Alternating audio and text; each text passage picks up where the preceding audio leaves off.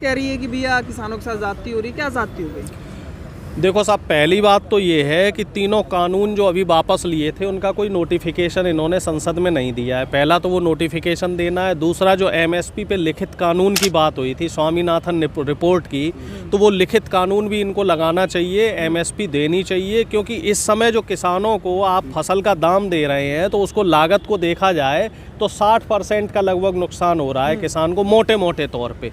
और हमारा ये कहना है कि अगर हमारी सरकार आती है केंद्र में तो हम किसानों की जो लिखित एमएसपी का कानून बनाएंगे, जिसमें उनकी जो लागत है उसमें 60% का मुनाफा जोड़ के, जो स्वामीनाथन साहब की रिपोर्ट थी उस रिपोर्ट के हिसाब से हम उनको फसल का दाम देंगे।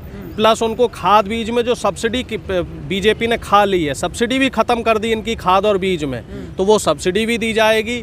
इसके साथ जो इनका बिजली का बिल का जो बढ़ा दिया है तो वो बिजली का बिल भी हम लोग कम कर देंगे। उसके लिए भी एक अलग हमारा प्रावधान है।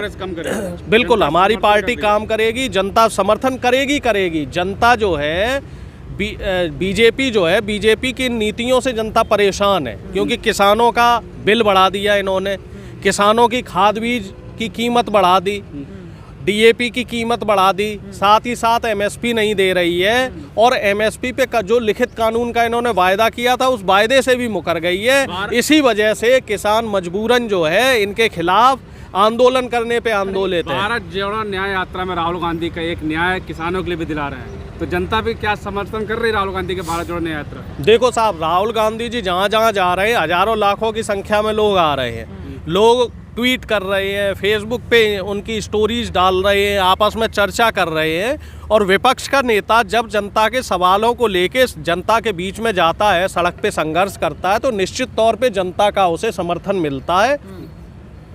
और विपक्ष के नेता होने के नाते राहुल गांधी जी ने जो किसानों के लिए न्याय योजना के अंतर्गत जो स्कीम लाई है, तो वो निश्चित तौर पे कहीं ना कहीं किसानों को बहुत फ़ायदा देगी।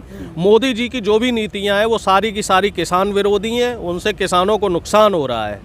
लास्ट सवाल यही, खड़गे जी भी बोल रहे हैं कि भैया हमारी सरकार ये जो भी मुद्दे चल रहे हैं किसान को भटकने नहीं देगी, कैसे देखते हैं? देखो, हमारे जो मुद्दे हैं वो किसानों के लिए, मजदूरों के लिए, युवाओं के लिए और आम जनता के लिए हैं। और बीजेपी के जो मुद्दे हैं वो बड़े बड़े पूंजीपतियों के लिए हैं। और इन बात को जनता धीरे धीरे समझ चुकी है। पिछले 10 साल में जो बीजेपी न्यायकाल कह रही है वो न्याय नहीं हुआ है, जनता के साथ अन्याय हुआ है। खास तौर से सबसे ज़्यादा किसानों को ठगा गया है, किसानों के साथ धोखा किया गया है, किसान अपने आप को छला हुआ महसूस कर रहा है।